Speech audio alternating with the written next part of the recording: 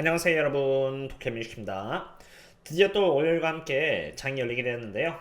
장이 열리기에 앞서서 신용 측리가 높아서 그런지 프리장에서의 상황은 좋지 않은 상태입니다. S&P 500은 일단 지금 5827을 가리키고 있는 상태로 결국 여기 헤드앤숄더 패턴에서 중요한 지지선 역할을 하는 여기 넥라인이 깨지면서 하락을 이어나갈 수 있는 상태인데요. 5800에 풀옵션이 잡혀있기 때문에 단기적 지지선 역할을 해줄 것으로 보여지지만 만약 5800의 풀옵션이 깨진다면 얼마든지 주가는 그 다음 지지선인 5700을 테스트하러 내려갈 수 있는 상태라고 봅니다.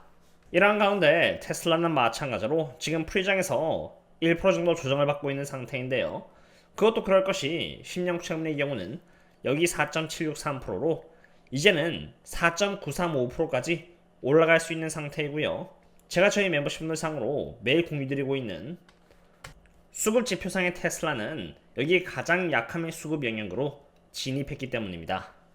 이제 여기서 중요한 것은 테슬라가 하루빨리 가장 약함으로부터 이렇게 벗어나서 빨리 강함의 영역으로 가면서 주가 회복을 하느냐, 아니면은 가장 약함의 모서리까지 가면서 추가적인 조정이 계속 이어지느냐에 대한 여부인데요. 그 여부는 이번 주 수요일날 발표될 CPI에 따라 달려 있고요.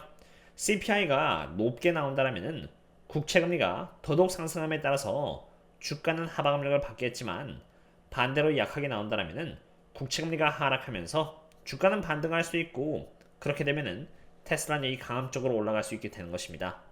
어떤 결과가 나오든 테슬라를 바이앤홀드하고 있는 입장에서 중요한 것은 대응하는 방법으로, 만약 테슬라가 빠른 속도로 강함 쪽으로 올라가는 방향이 형성된다면 모멘텀은 확률적으로 강함을 지나서 가장 강함으로 이렇게 갈 수 있기 때문에 빠른 템포로 추매를 해야겠지만, 만약 모서리 쪽으로 가는 방향으로 잡힌다면 추매는 좀 더 긴 호흡으로 천천히 해나가고자 계획하고 있는 것입니다.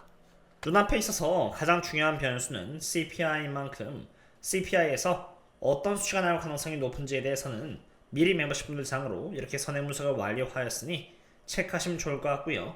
오늘 밤에도 테슬라 midnight 업데이트를 통해서 옵션과 수급의 방향은 어디 쪽으로 더 기여를 할 것인지 이러한 부분들을 업데이트할 예정이오니 혹시라도 관심이 있으시다면 고정 댓글을 참고 부탁드립니다.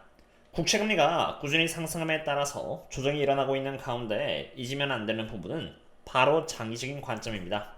왜냐하면 장기적인 관점이 유효했을 때 그때 비로소 조정은 저렴한 추매의 기회가 되는 것이지, 장기적인 관점이 틀어진다면 조정 뒤에는 더 큰 조정이 이어질 수 있기 때문입니다. 이것은 테슬라를 주봉 관점에서 바라봤을 때의 차트인데요. 우선 24년 3분기 실적과 트럼프가 당선이 됨에 따라서 오랜 기간에 걸쳐서 잡혀있던 이 하락 추세선은 무너졌고요. 상승 추세 쪽으로 이렇게 방향이 완전히 바뀌었는데요. 이 과정에서 테슬라는 단기적으로 100% 가까이 상승을 하였고, 최근 조정과 함께 과매수였던 RSI는 하락하여 66을 가리키고 있는 상태입니다. 실적과 트럼프가 테슬라 뒤에 우군의 역할을 함에 따라서 테슬라의 주가가 상승한 것도 있지만, 제가 매번 말씀드렸듯이 여기 이 부분의 경우는 갬마스퀴즈의 역할도 큰 만큼 대응함에 있어서 갬마스퀴즈의 부분은 적어도 빠져야만 다시 추미하기에 안전하다고 보고 있고요.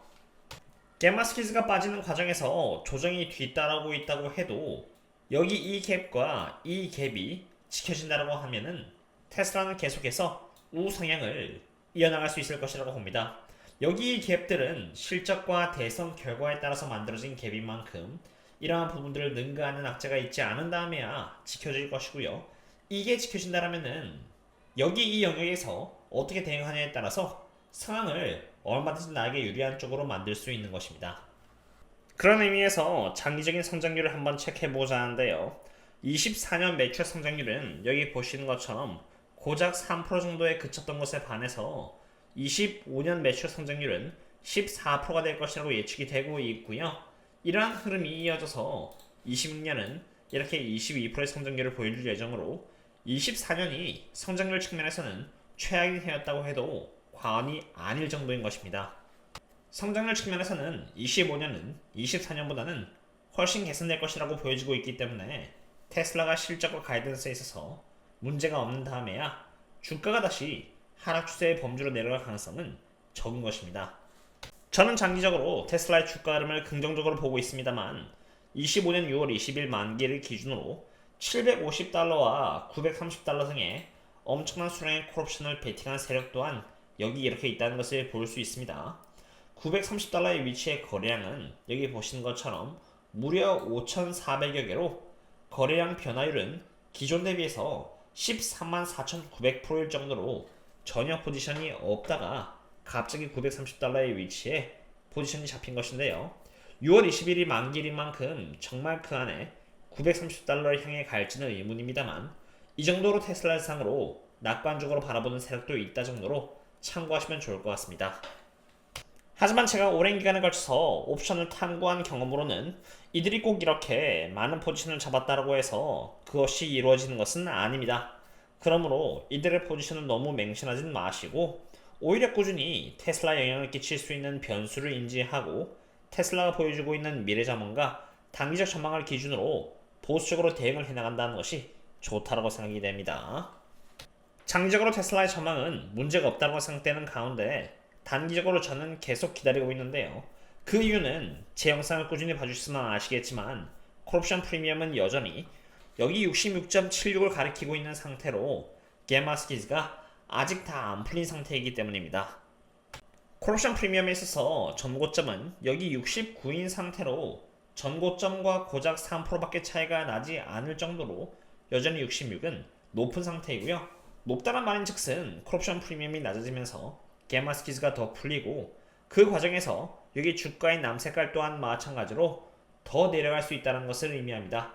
만약 콜옵션 프리미엄이 60 언더인 여기 있는 50대 정도로 떨어진다면은 다시 특정한 호재가 터졌을 때 게마스키즈가 잡힐 수 있는 환경이 조성되기 때문에 제가 의미 있는 수량을 담으려면은 저도 게마스키즈가 제법 풀렸을 때인 50대가 되었을 때가 그래도 안전마진이 높을 때이지 않을까 싶습니다. 그리고 그럴 때쯤이면은 제가 매일 체크하고 있는 여기 섹터별 수급 현황 또한 테슬라는 충분히 가장 약한 영역에 모서리 쪽으로 들어와 있지 않을까 생각을 해봅니다.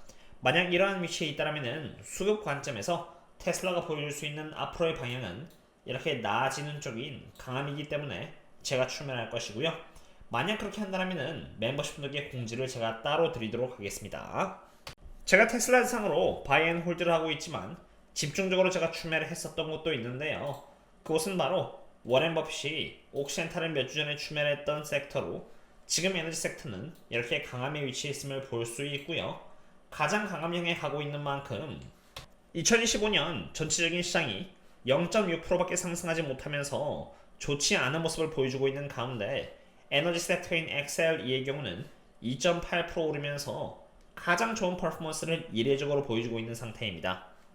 하지만 여전히 오늘날 기준으로 에너지 섹터는 PE 멀티플, PB 멀티플, 그리고 EV/EBITDA 기준으로 그 어떤 섹터보다도 저평가를 받을 정도로 꼴찌를 하고 있고요. 사실 이런 이유에서 제가 마음 편하게 비중을 늘려가면서 평단가를 줄일 수 있게 되기도 합니다. 그리고 이러한 가운데 내부자 매수는 최근 들어서 유가가 상승하는 가운데 계속 찍히고 있으며 이러한 부분들을 멤버십 분들께 공유를 따로 드렸고요. 오늘은 이렇게 테슬라에 대해서 추가로 알아봤는데요. 오늘 밤에도 제가 테슬라 미드나잇 업데이트를 통해서 여기에다가 분석을 공유드리겠고요. 매크로와 국채금리에 집중을 하면서 계속 보수적으로 천천히 대응을 해나가고자 합니다. 오늘은 여기까지입니다. 그럼 다음에 또 만나요. See you later.